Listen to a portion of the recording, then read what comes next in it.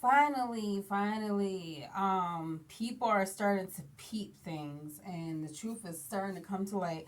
A lot of things that I've been talking about for years now, since I started dating in this world, and not even just about dating, just people in general. Like, I've been told people that there's crooked cops out there, even if they're black.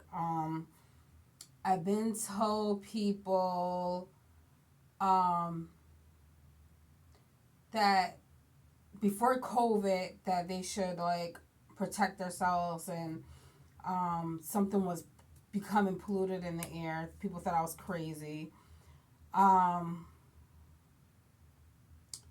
I've been told people about seafood, which I'm really trying to stop eating, but lately I've been craving it, which is crazy. But thankfully I haven't. The only seafood I've been eating is tuna. Um, I've been told people like the bacteria of eating lobster and shrimp. I didn't even know about this until probably like 10 years ago. I found out from the Hebrew Israelites. Um, I've been told people like the reason why. Okay, let me address this.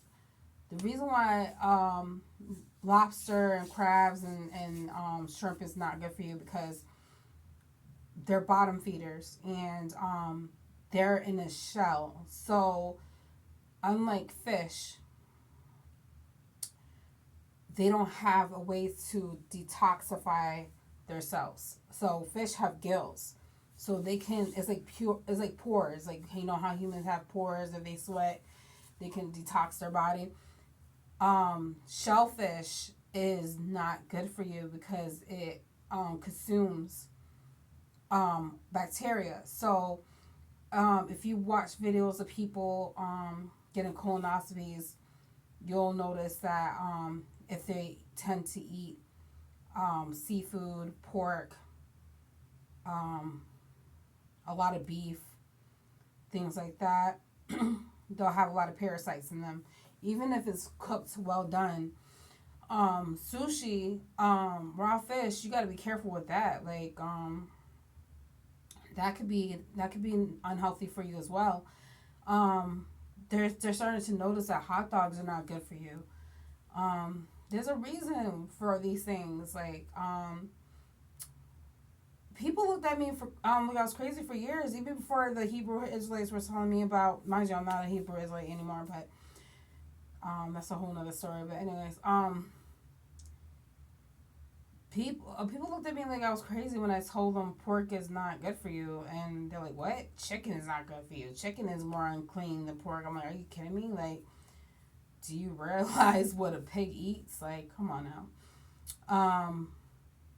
A cow is not good for you either because of the fact that if you notice, when you look at a cow, they have a lot of mucus come out of their nose. So and if you pay attention, if you pay attention to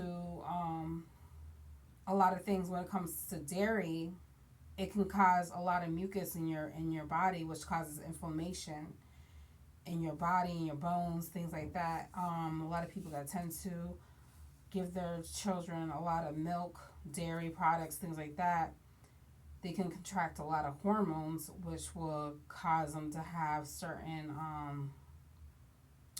body defects.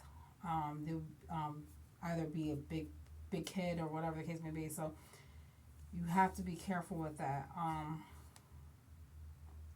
I would just say do your research on the food that you're eating. It's kind of hard when you've been so used to eating a certain way all your life. And I grew up on seafood. I grew up on meat, dairy. Um, I'm trying to convert to veganism, or just I don't know. I might incorporate fish here and there, but I'm definitely gonna try to get to the point where I cut off pork, meat, and dairy. Um, when you have PCOS, it's not good to consume those things anyways, especially a lot of nuts, because it can trigger certain things in your blood to react in a different way. So, and I think that's for a reason. They say everything's in moderation, but to be honest with you, things are not like it used to be. So you have to be very careful about what you're eating. Another thing that people starting to realize is that what I've been saying for years, men can be jealous of their woman, of their girlfriend, of their wife, spouse, whatever you want to call it.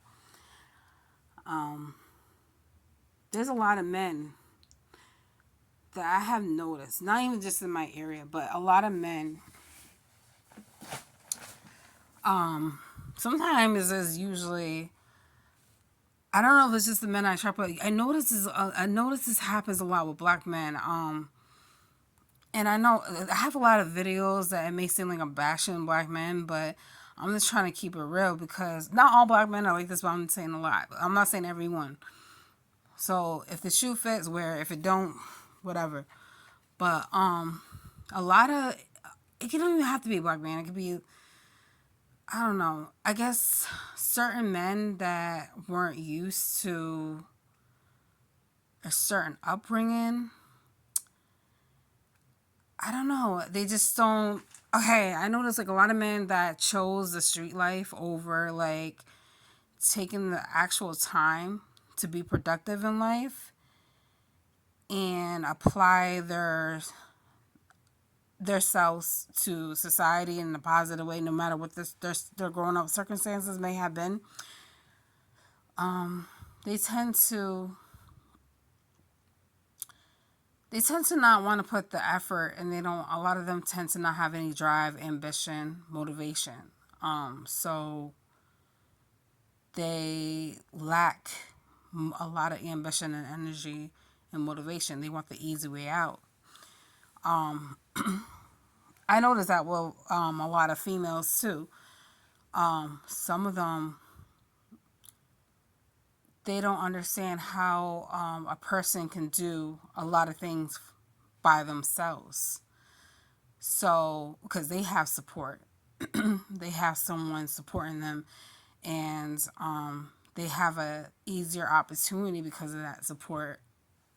So the ones that don't have support, and when I say support, I mean like another person supporting them. Excuse me. When they don't have, when they see someone that's doing it on their own, they don't understand how. So sometimes a friend can be jealous of you, your partner can be jealous of you, men can be jealous of women. Like it doesn't matter if,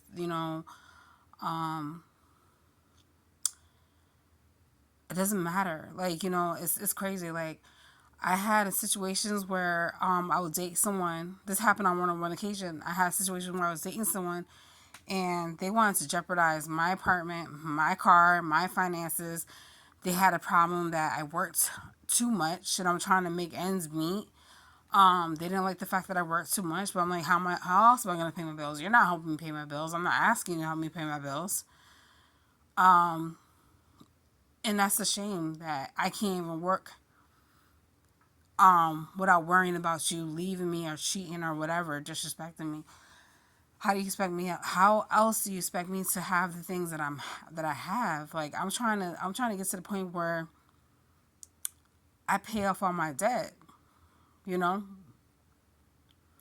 So a lot of people are starting to realize that. And another thing that people are starting to realize is that there's a lot of women that are married but feel single. Like, so, and I love watching videos like that where we discuss like real life topics because I'm going into the field of psychology and I want to learn everyone's point of view and perspective on it, and everyone's side, even if it's negative. I want to hear what they got to say, their opinion, why they do the things they do. You know, we could all be three different people, witness the accident all at the same time, but I can't tell you what you seen out your eyes. You can't tell me what I seen out my eyes, because I might have missed something, you might have missed something, you know, vice versa. You might have seen something I didn't see, you know, whatever the case may be. So um we all analyze and see different things. So it's just like somebody can't tell you what you remember, you know, what you don't remember. So I'm glad that people, like, for the single mom married woman thing, like, there's a lot of women that are married, and they're taking care of their children basically by themselves, while their spouse just sits around and whatever. A lot of times the men will use an excuse like, I'm a man, I work and I provide for the bills, I don't need to interact. First of all, a father's interaction with their children is like the biggest thing you could ever do in a child's life, especially when it's coming from both ends. The way that you raise your children, um, a son and a daughter needs their father and their mother, okay, for a reason. I honestly do deeply believe that the way that you raise your children and the advice that you give them, and um, the way that you handle them, the way that, you know, you take care of them, can affect them in their future, like in their adulthood. You want to prepare your kids to become responsible teenagers and adults in life, and children, as you know, saying all types of things. Like, I see parents, they'll bring their kids out in public, they'll just let their kids do whatever, tear up the store, tear up the restaurant, do whatever. Excuse me. There's this woman where her daughter, she had to be like 1 or 2 years old. She let her go into a stranger's purse and take out money, and she recorded the whole thing without even saying anything. I'm like, well, check your kids. Like, you don't want your kids to inherit bad habits that can jeopardize them in the future and make them think that that's okay. Oh, she's just a baby. No, you have to check them. You have to check them. Like, when my son was a baby, I let him know, like, hey, listen, you're not gonna act up like and ask for a toy. Like, you know, if you behave, I might get you one. You know, just like, you're not gonna get everything you want in the store. And he listened. You know, so prepare your kids, educate your kids. Um, there's positive ways to discipline your child, like taking away their toys if they act up, give it back to them when they act right. Talk to your kids, explain to them why what they did was wrong. So they're not because I said so. I said that's not gonna solve anything, because they're not gonna comprehend that because you said so. Like, that's not really explaining why. So if you explain to your children why what they did was not a good thing to do, that's how they learn consequences. That's how they gain common sense. Instead of them searching and trying to find answers from a stranger, okay? Um, if your child's coming to you and expressing themselves about something that has happened to them in life, in school, outside of school, whatever the case may be, take the time to listen to your child no matter how tired you are, and have a conversation with them, because no matter if it's a boy or a girl, you want them to understand that their words, their feelings are validated and important.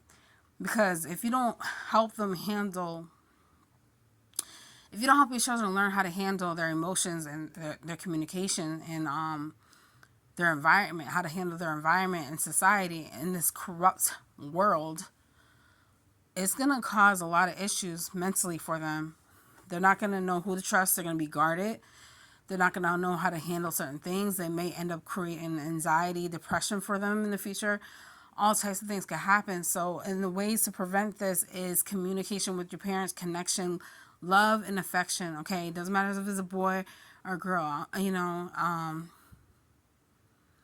boys, men deserve love and affection too. Okay, educate your son. Teach them how to treat a lady, a woman, things like that. You know, teach them how to protect themselves. Teach them how to do things right. Same with your daughters. You know, teach your kids how to defend themselves when they need to. Like, monitor your kids, supervise your kids at all times. Like, you know, tell them, don't do this. Like, don't touch the stove. Don't touch this. Don't, you know, at a certain age. You know what I'm trying to say? Like, teach your kids how to cook and clean. Like, prepare them to be independent. You know, teach your kids to read, to study, things like that. Do it with them. Like, when I say supervise and monitor your kids, even if it's outside in your front yard, I don't care if you got a ring camera. Like, go out there with them, interact with them, and play with them, and watch them at all times, because you just never know. God forbid. There's a lot of kids, unfortunately, that have been tortured by animal, kidnapped, whatever the case may be, because of the fact the parent was not supervising their kids. Don't put the responsibility on your oldest child and expect them to be a parent when they're not even old enough to be a parent. Does that make sense? Don't go out to the club, leave your child with your oldest child and expect them to be a parent. I seen some things I don't even want to discuss. But I'm glad people are starting to realize and notice things about people and their actions and other people's actions and the way they do things in this world. We can prevent a lot of crimes and a lot of serious issues from occurring by the way that we treat each other and our children. We could prevent a lot of toxic situations from happening if we really chose to. Thank you for listening and watching.